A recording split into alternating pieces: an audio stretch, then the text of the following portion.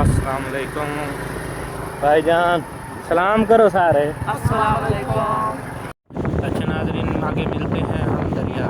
नाजरीन, हम आए हैं ये सैलाबी सूरत हाल देखने। ये देखें, ये सारा पानी है इर्द गिर्द। नशेबी इलाकों में ये लोग अपनी फसलें काट रहे हैं ताकि कुछ खाना इकट्ठा हो सके जानवरों के लिए।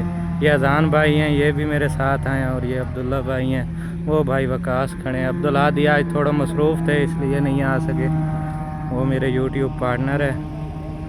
और ये चाह बलोल वाला अहमदपुर भाईजान, दरिया हम देख के आ रहे हैं और सूरत हाल जो है ना वो बहुत ख़राब है।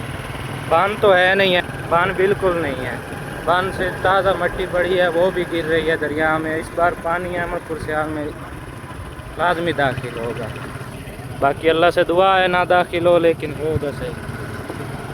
ये मेरे भाई भी मेरे साथ आए हुए हैं। भाई बताओ कितना पानी था? बहुत पानी आ गया है। तकरीबन एक हफ्ते के अंदर अंदर अहमदपुर सियाल में पानी दाखिल हो सकता है।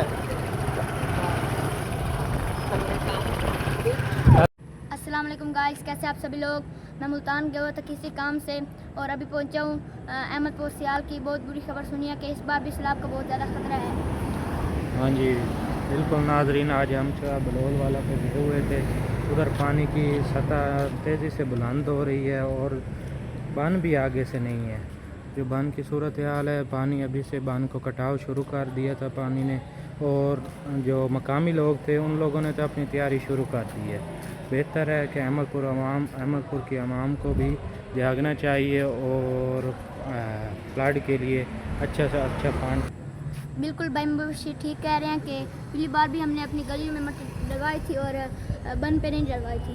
हाँ, तो लोगों ने यहाँ पे 5-5 हज़ार की ट्राली डलवाई थी, लेकिन लोगों को ये होश नहीं रहा कि हम बन पे डलवा देते तो ये पानी।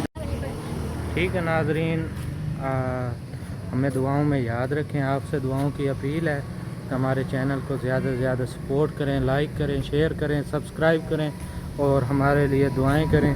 ठीक है, अल्लाह हाफिज़। Okay bye.